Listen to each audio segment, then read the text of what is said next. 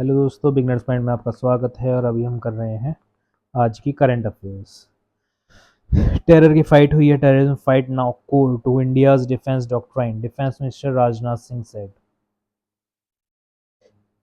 Defense Minister Rajnath Singh has asserted that India's fight against terrorism is not just a matter of security, it has now become a part of the national defense doctrine. Addressing the air warriors at the Bhuj Air Force Station in Gujarat today, the Defense Minister said India will root out this hybrid and proxy warfare. Mr. Singh emphasized that the current ceasefire means that India has kept Pakistan on prohibition based on its behavior. The defense minister also made it clear that Operation Sindoor is not yet over. Not yet over.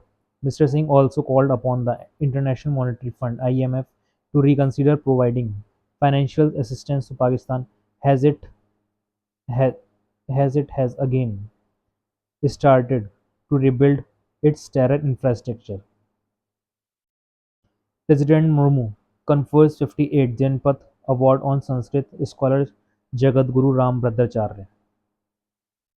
President Draupadi Murmu today conferred the 58th Janpath Award on Sanskrit scholar Jagadguru Ram Bhadracharya at a function in New Delhi. Jagadguru Ram Bhadracharya and the renowned Urdu poet and lyricist Gulzar have been selected for this prestigious award for 2023.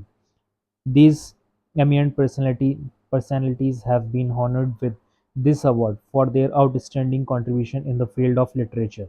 Speaking on the occasion, the President congratulated Jagadguru Rambhadracharya and Gulzar for the Janpath Award. However, Gulzar could not attend the award ceremony as he is not well. President Mumu said that literature unites and awakens societies.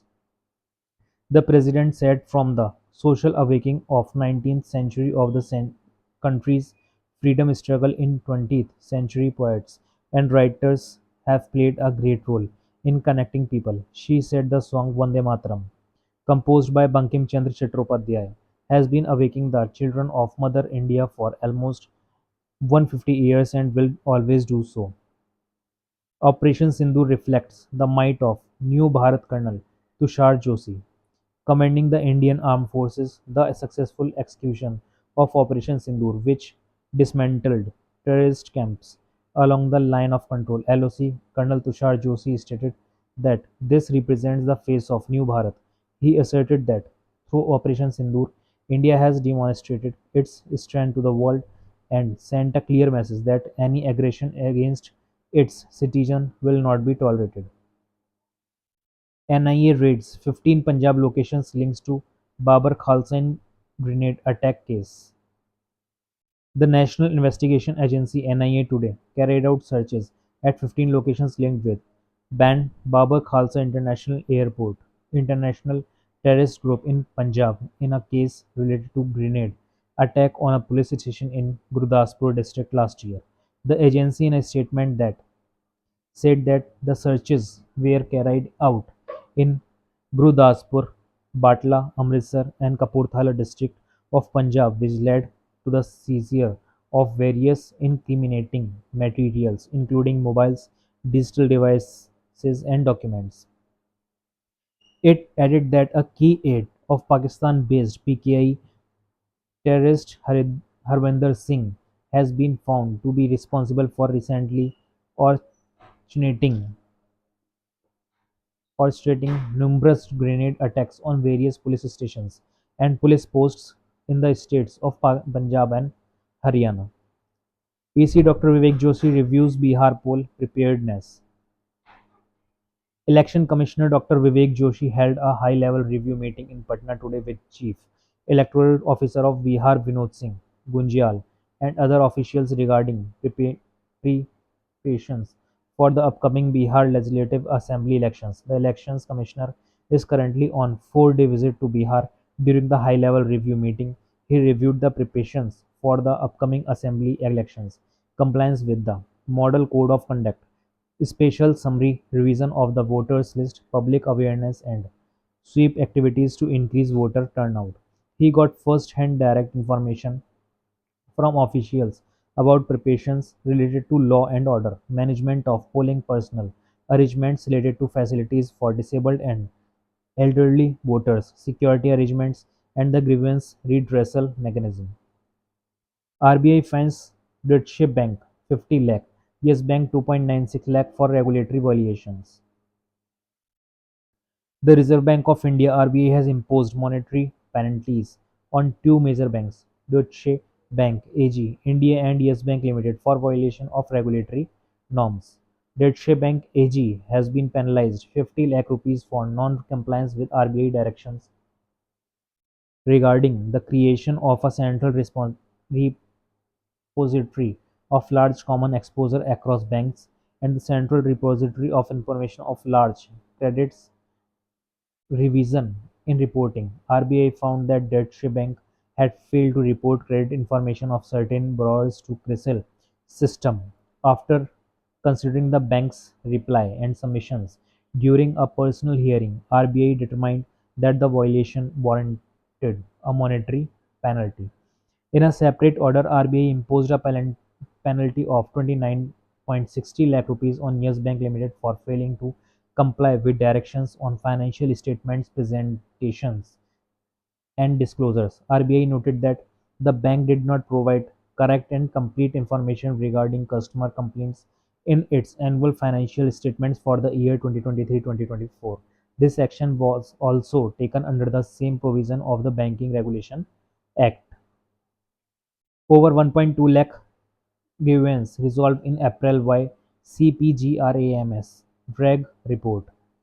The Department of Administrative Reforms and Public Grievance (DARPG) has released the 36th monthly report on the Centralized Public Grievance Redress and Monitoring System (CPGRAMS) of Central Ministries and Departments' performance for the month of April. Nearly 1,25,000 grievances were redressed by central ministries and departments in April this year.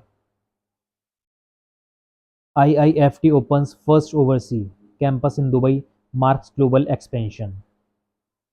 The Indian Institute of Foreign Trade (IIFT) has announced the establishment of its first overseas campus in Dubai, United Arab Emirates. This marks a key step in expanding IIFT's global presence and strengthening India's engagement in international business education. Minister H.D. Kumaraswamy launches revamped Steel Ministry website with multilingual access and new features. Steel and Heavy Industry Minister H.D. Kumaraswamy today launched the new website of the Ministry of Steel in New Delhi. In a social media post, Mr. Kumaraswamy said that the revamped website will empower all stakeholders with timely and vital information.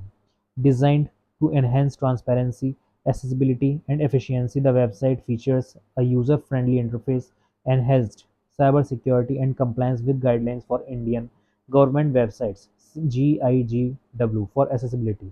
Key features of the websites include modern design, policy documents, industry data, and information on initiatives.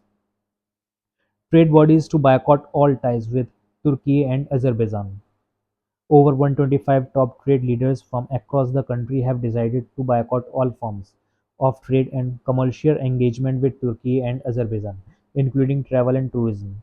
The decision was taken at a national conference of trade leaders convened by the Confederation of All India Trades (CAIT) in New Delhi today. In a statement, CAIT said the resolution comes in response to recent stand taken by Turkey and Azerbaijan to expand full support to Pakistan at a time when India is facing a sensitive and critical national security situation. It said the Indian trading community views this as a bilateral, particularly considering the humanitarian and diplomatic support extended to both countries in the past by India during the crisis situation.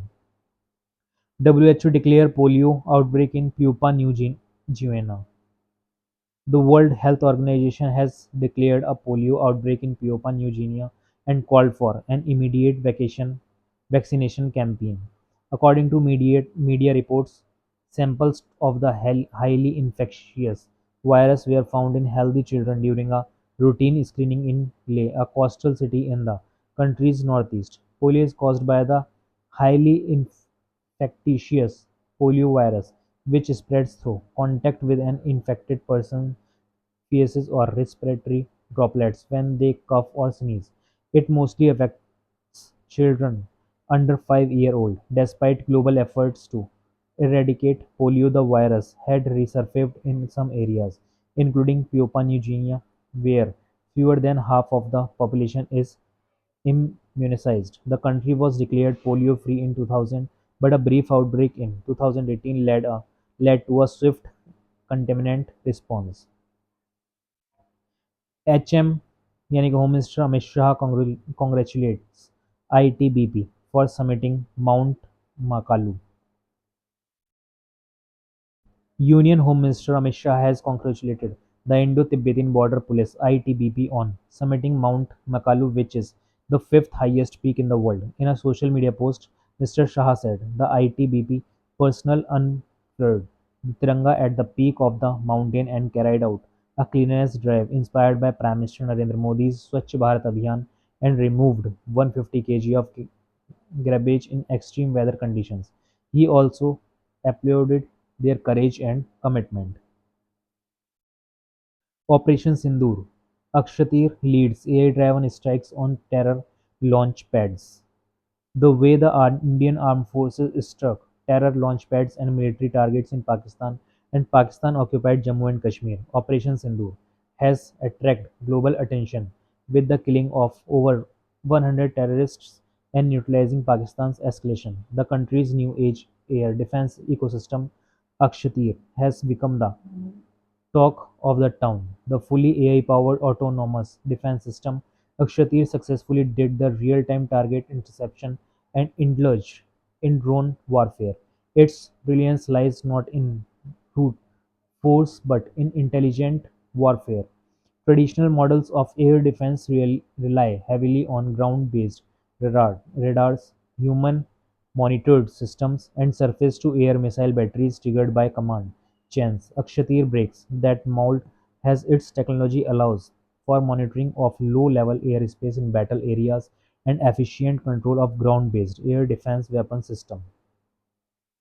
Bharat Pavilion inaugurated at Cannes Film Festival in France.